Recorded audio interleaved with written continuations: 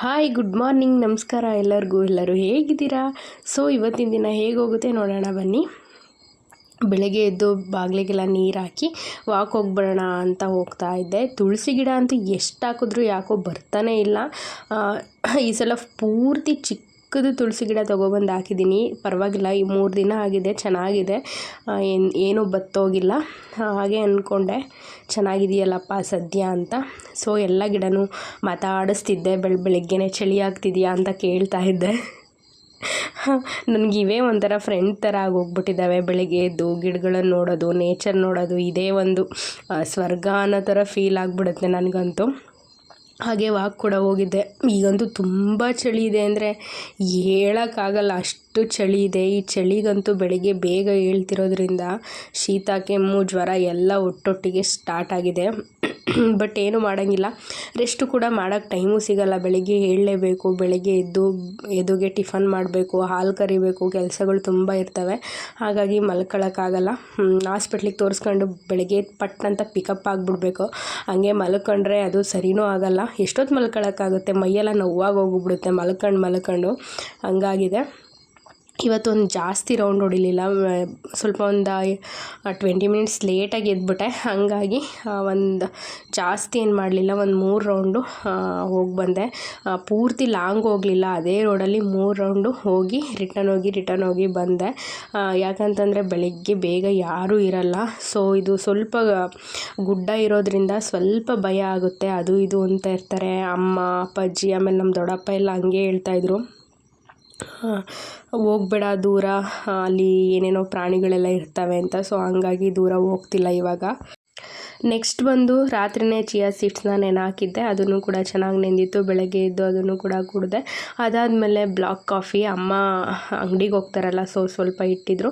ನಾನು ಹಂಗೇ black coffee ಮಾಡಿಸ್ಕೊಂಡು ಕುಡಿದೆ. ತುಂಬ ಚೆನ್ನಾಗಿರುತ್ತೆ ಚಳಿಗೆ. ಬ್ಲಾಕ್ ಕಾಫಿ ಅಂತೂ ತುಂಬ ಟೇಸ್ಟಾಗಿರುತ್ತೆ. ಹಾಗೆ ತಿಂಡಿಗೆ ಅಂತ ಏನು ಮಾಡ್ತಿದ್ದೆ, ಇವತ್ತು ಬೀನ್ಸ್ ಪಲ್ಯ ಮಾಡಿ ಚಪಾತಿ ಮಾಡೋಣ ಅಂತ ಎಲ್ಲ ರೆಡಿ ಮಾಡ್ಕೊಳ್ತಾ ಇದ್ದೆ. ನಾನು ಇದನ್ನು ಶೇರ್ ಮಾಡೋಣ ಅಂತ ಅನ್ನಿಸ್ತು. ಸ್ವಲ್ಪ ಡಿಫ್ರೆಂಟಾಗಿ ಮಾಡ್ತಾಯಿದ್ದೆ, ಹಾಗಾಗಿ ಶೇರ್ ಮಾಡೋಣ ಅಂತ ಅನ್ನಿಸ್ತು. ಇದು ಕೂಡ ಬೇಗ ಎದ್ದಿದ್ದ. ಸೊ ಹಂಗಾಗಿ ಅವನು ಎಲ್ಲ ಎಲ್ಪ್ ಮಾಡ್ತೀನಿ, ಅದು ಮಾಡ್ತೀನಿ, ಇದು ಮಾಡ್ತೀನಿ ಅಂತಿದ್ದ. ಏನೂ ಮಾಡೋಕ್ಕಾಗಲ್ಲ, ಮಕ್ಕಳಿದ್ರೆ ಹಂಗೇ. ಮಾಡೋದು ಹೇಗೆ ಅಂತ ಹೇಳ್ಕೊಡ್ತೀನಿ ಬನ್ನಿ. ಸಾಸಿವೆ, ಜೀರಿಗೆ, ಕರಿಬೇವಿನ ಸೊಪ್ಪು ಸ್ಕಿಪ್ ಆಗಿದೆ, ಅಡ್ಜಸ್ಟ್ ಮಾಡ್ಕೊಳ್ಳಿ. ಹಾಗೆ ಮೆಣಸಿನ್ಕಾಯಿ, ಈರುಳ್ಳಿ ಎಲ್ಲ ಹಾಕಿ ಚೆನ್ನಾಗಿ ಫ್ರೈ ಮಾಡ್ಕೊಳ್ಳಿ. ಅದಾದಮೇಲೆ ಸ್ವಲ್ಪ ಉಪ್ಪನ್ನು ಹಾಕಿ ಫ್ರೈ ಮಾಡಬೇಕಾದ್ರೆ ಯಾವುದೇ ಅಡುಗೆ ಆದರೂ ಅಷ್ಟೇ, ನೀವು ಚಿತ್ರಾನ್ನ ಮಾಡ್ತಿರೋ, ತರಕಾರಿ ಪಲ್ಯ ಮಾಡ್ತಿರೋ, ಏನು ಮಾಡ್ತಿರೋ ಗೊತ್ತಿಲ್ಲ, ಈರುಳ್ಳಿ ಆದ ತಕ್ಷಣ ಸ್ವಲ್ಪ ಉಪ್ಪು ಹಾಕ್ಕೊಂಡ್ರೆ ಬೇಗ ಈರುಳ್ಳಿ ಬೆಂದೋಗ್ಬಿಡುತ್ತೆ. ಅದೆಲ್ಲ ಆದಮೇಲೆ ನಾನು ಸ್ವಲ್ಪ ಕಡಲೆಬೇಳೆ, ಕ್ಯಾರೆಟು ಮತ್ತು ಬೀನ್ಸ್ನ ಮೀಡಿಯಮ್ ಸೈಜಲ್ಲಿ ಹೆಚ್ಚಿಟ್ಟು ಸ್ವಲ್ಪ ಹೊತ್ತು ನೆನೆಗಾಕಿದ್ದೆ. ಕಡಲೆಬೇಳೆನೂ ಕೂಡ ಚೆನ್ನಾಗಿ ಬೇಗ ಬೆಂದೋಗ್ಬಿಡುತ್ತೆ ಅಂತ ಅಷ್ಟೇ. ಸೊ ಇದೆಲ್ಲ ಚೆನ್ನಾಗಿ ಫ್ರೈ ಮಾಡಾದಮೇಲೆ, ಚೆನ್ನಾಗಿ ಬೆಂದಾದಮೇಲೆ ನಾನು ಲಾಸ್ಟಲ್ಲಿ ಟೊಮೊಟೊನ ಸೇರಿಸ್ತಾ ಇದ್ದೀನಿ. ಹುಳಿನ ಬೇಗ ಹಾಕಿದ್ರೆ ತರಕಾರಿ ಎಲ್ಲ ಬೇಯಲ್ಲ. ತರಕಾರಿ ಎಲ್ಲ ಬೆಂದಾದಮೇಲೆ ನಾನು ಟೊಮೊಟೊನ ಸೇರಿಸ್ತೀನಿ. ತುಂಬ ಚೆನ್ನಾಗಿ ಆವಾಗ ಫ್ರೈ ಆಗುತ್ತೆ.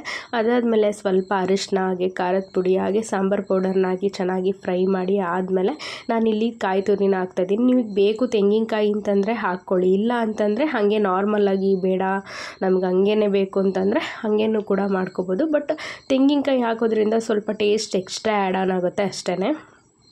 ಅದೆಲ್ಲ ಆದಮೇಲೆ ಸ್ವಲ್ಪ ರುಚಿಗೆ ತಕ್ಕಷ್ಟು ಉಪ್ಪು ಹಾಕ್ಕೊಂಡು ಮಿಕ್ಸ್ ಮಾಡಿದ್ರೆ ಬೇಗ ರುಚಿಯಾದ, ಹಾಗೆ ಆರೋಗ್ಯಕರವಾದ, ಹಾಗೆ ಎಲ್ಲರೂ ಕೂಡ ಇಷ್ಟಪಟ್ಟು ತಿನ್ನುವಂತಹ ಮದುವೆ ಮನೆ ಸ್ಟೈಲ್ ಬೀನ್ಸ್ ಪಲ್ಯ ರೆಡಿ ಆಯಿತು. ಸೊ ಎಲ್ಲ ಆದಮೇಲೆ ಮಧ್ಯಾಹ್ನ ಏನು ವಿಡಿಯೋ ಮಾಡ್ಕೊಳಕ್ಕಾಗಲೇ ಇಲ್ಲ. ಹಾಗೆ ಸಂಜೆ ಒಂದು ಮದುವೆ ಕೂಡ ಇತ್ತು ನಮ್ಮ ರಿಲೇಷನ್ ಅವ್ರದ್ದೇ, ಅದು ತುಂಬ ಹತ್ರದ್ದೇ ಅಂತಲೇ ಹೇಳ್ಬೋದು. ಹಾಗಾಗಿ ರೆಡಿ ಆಗ್ತಾಯಿದ್ದೆ. ಇವತ್ತೇನಪ್ಪ ಸ್ಪೆಷಲ್ ಅಂತ ಅಂದರೆ, ನಾನು ನಾರ್ಮಲಾಗಿ ಸೀರೆನ ಸಿಂಗಲ್ ಪಿನ್ನೇ ಮಾಡ್ಕೊಳ್ಳೋದು ಜಾಸ್ತಿ. ಅದೇನು ಅಂತಾರೆ, ಸೆರಗನ್ನು ಪಿನ್ ಮಾಡ್ಕೊಂಡು ಹಾಕ್ಕೊಳ್ಳೋದಿಲ್ಲ, ಅಂದರೆ ಸಿಂಗಲ್ ಪಿನ್ನೇ ಮಾಡೋದು. ಹಾಗಾಗಿ ಇವತ್ತು ಅದು ಸ್ಯಾರಿ ಹಾಕ್ಕೊಳ್ಳೋದು ತುಂಬ ಕಷ್ಟ ಆಗೋಗ್ಬಿಡ್ತು. ಅದು ಪಿನ್ ಮಾಡಿಕೊಂಡು ಎಲ್ಲ ಹಾಕ್ಕೊಳ್ಳೋ ಅಷ್ಟೊತ್ತಿಗೆ ಸುಮಾರು 6 ಗಂಟೆಯಲ್ಲಿ ಹೊರಡಕ್ಕೆ ರೆಡಿ ಆದವಳು. ನಾನು 8:15 ಆದ್ರೂ ಇನ್ನೂ ಹೊರಡ್ತಾನೆ ಇದ್ದೆ. ನಮ್ಮ ಮನೇಲೆಲ್ಲ ಬೈತಾಯಿದ್ರು, ಇವತ್ತೇ ನೋಡು ನೀನು ಇಷ್ಟು ಲೇಟ್ ಮಾಡಿದ್ದು ಹೊರಡೋಕ್ಕೆ, ಅದು ಏನು ಹೊರಟೆ ಅಂತ ಅಂತಿದ್ರು. ಬಟ್ ಸೀರೆ ವಿಷಯದಲ್ಲಿ ಒಂದೊಂದು ಸಲ ಹಂಗೇ ಅದರಲ್ಲೂ ಈ ಥರ ಸಿಲ್ಕ್ ಟೈಪ್ ಸೀರೆ ಇದ್ರಂತೂ ಮುಗೀತು. ಅದನ್ನು ಸರಿ ಮಾಡಿಕೊಂಡು ಹೊರಡೋಷ್ಟೊತ್ತಿಗೆ ತುಂಬ ಲೇಟ್ ಆಗಿಬಿಡುತ್ತೆ. ಯಾರು ಎಲ್ಪಿಗೆ ಇರಲೇಬೇಕು ಅಂತ ಅನ್ನಿಸ್ತಿರುತ್ತೆ. ಏನೂ ಮಾಡೋಂಗಿಲ್ಲ, ಅಡ್ಜಸ್ಟ್ ಮಾಡ್ಕೊಂಡು ಹಂಗೂ ಹಿಂಗೂ ಉಟ್ಕೊಂಡೆ. ಬಟ್ ನನಗೆ ಪರವಾಗಿಲ್ಲ ಅಂತ ಅನ್ನಿಸ್ತು, ಒಂದು ಲೆವೆಲ್ಲಿಗೆ ಉಟ್ಕೊಂಡಿದ್ದೀನಿ ಅಂತ. ನಾರ್ಮಲ್ ಸೀರೆಗಳಾದರೆ ನಾನೇನು ಜಾಸ್ತಿ ಹೊತ್ತು ಟೈಮ್ ತಗೊಳ್ಳಲ್ಲ, ಬೇಗ ರೆಡಿ ಆಗಿಬಿಡ್ತೀನಿ. ಬಟ್ ಈ ಥರ ಸಿಲ್ಕ್ ಟೈಪ್ ಸ್ಯಾರಿಗಳಾದರೆ ಸ್ವಲ್ಪ ಟೈಮ್ ತಗೊಳುತ್ತೆ. 1 ಗಂಟೆ 1.5 ಗಂಟೆ ಟೈಮ್ ತೊಗೊಂಡಿದ್ದೀನಿ. ಬಟ್ ಆವಾಗ ಅನಿಸಿದ್ದು ಒಂದೇ ನನಗೆ, ಸೊ ನಾವೆಲ್ಲರೂ ಹೊರಡಬೇಕು ಅಂತಂದರೆ ಫಸ್ಟೇ ಸೀರೆ ಉಟ್ಕೊಳ್ತೀವಿ ಅನ್ನೋದಾದರೆ ಪಿನ್ ಮಾಡೆಲ್ಲ ಇಟ್ಬಿಡಬೇಕು, ಇಲ್ಲಾಂದರೆ ತುಂಬ ಕಷ್ಟ ಆಗುತ್ತೆ ಅಂತ ಅನ್ನಿಸ್ಬಿಡ್ತು ನನಗೆ. ಸೊ ಇದೊಂದು ಇಯರಿಂಗ್ಸು ಮತ್ತು ಸರಾನ ತರಿಸಿದ್ದೆ, ತುಂಬ ಚೆನ್ನಾಗಿದೆ. ಕ್ವಾಲಿಟಿ ಬಗ್ಗೆ ಮಾತಾಡೋಂಗೆ ಇಲ್ಲ. ನಾನು ಆದಷ್ಟು ಈ ಥರ ಏನೂ ತರಿಸಿರಲಿಲ್ಲ, ಅಂದರೆ ಆನ್ಲೈನಲ್ಲಿ ಏನೂ ಶಾಪ್ ಮಾಡಿರಲಿಲ್ಲ ಈ ಥರಲ್ಲಿ ಹೇಗೆ ಬರುತ್ತೋ ಏನೋ ಅಂತ ಅಂದ್ಕೊಂಡು. ಬಟ್ ನಾರ್ಮಲಲ್ಲಿ ನಾವು ಅಂಗಡಿಗಳಲ್ಲಿ ಕೇಳ್ತೀವಿ ಅಂತಂದರೆ ಎಷ್ಟು ಹೇಳ್ತಾರೆ ಅಂದರೆ ಒಂದು 1/2 ಗ್ರಾಮ್ಸ್ ಚಿನ್ನನೇ ಬರುತ್ತೆ, ಆ ರೇಟಲ್ಲಿ ಹೇಳ್ತಾರೆ. ಬಟ್ ಇದು ನನಗೆ ತುಂಬ ವರ್ತ್ ಅಂತ ಅನ್ನಿಸ್ತು. ನಾವು ಕೊಟ್ಟಿರೋ ದುಡ್ಡಿಗೆ ತುಂಬ ವರ್ತ್ ಅಂತ ಅನ್ನಿಸ್ತು. ನಾನು ಅಂದ್ಕೊಂಡೇ ಇರಲಿಲ್ಲ ಇಷ್ಟು ಕಡಿಮೆ ರೇಟಲ್ಲಿ ಇಷ್ಟು ಒಳ್ಳೆ ಕ್ವಾಲಿಟಿ ಸೆಟ್ ಬರುತ್ತೆ ಅಂತ. ತುಂಬ ಚೆನ್ನಾಗಿದೆ. ಬೇಕು ಅಂತಂದರೆ ನಾನು ಲಿಂಕನ್ನ ಹಾಕಿರ್ತೀನಿ, ನೀವು ಹೋಗಿ ಬೈ ಮಾಡ್ಬೋದು. ತುಂಬ ಚೆನ್ನಾಗಿದೆ, ಹಾಗೆ ತುಂಬ ಚೆನ್ನಾಗೂ ಕೂಡ ಕಾಣಿಸ್ತಿತ್ತು. ಕ್ವಾಲಿಟಿನೂ ತುಂಬ ಚೆನ್ನಾಗಿದೆ. ಬೇಕು ಅಂದರೆ ಬೈ ಮಾಡಿ, ಲಿಂಕ್ ಹಾಕಿರ್ತೀನಿ. ಸೊ ಮದುವೆಗೆಲ್ಲ ರೆಡಿಯಾಗಿ ಹೊರಟಿದ್ದೆ. ಸ್ವಲ್ಪ ಟೈಮ್ ಇತ್ತು ಅಂತ ಹಂಗೆ ಒಂದು ವೀಡಿಯೋನೂ ಕೂಡ ಮಾಡ್ಕೊಳ್ತಿದ್ದೆ. ವಾಯ್ಸ್ ಓವರು ಲೈವ್ ಆಗಿ ಕೊಟ್ಟಿದ್ದೆ. ಬಟ್ ನಮ್ಮ ಮನೇಲಿ ಟಿ ವಿ ಹಾಕಿದ್ರು, ನಮ್ಮ ಎದು ಇದ್ದ ಪಕ್ಕದಲ್ಲಿ ಮಾತಾಡ್ತಿದ್ದ. ಸೊ ಅದು ಸರಿಯಾಗಿ ಬಂದಿಲ್ಲ ಅಂತ ಅನ್ನಿಸ್ತು. ಹಂಗಾಗಿ ನಾನು ನಾರ್ಮಲಾಗಿ ವಾಯ್ಸ್ ಓವರ್ನ ಕೊಡ್ತಾಯಿದ್ದೀನಿ. ಸೊ ನನ್ನ ಫೈನಲ್ ಲುಕ್ಕು ಇದಾಗಿತ್ತು. ಹಾಗೆ ಎಲ್ಲರೂ ಮದುವೆಗೆ ಹೊರಟು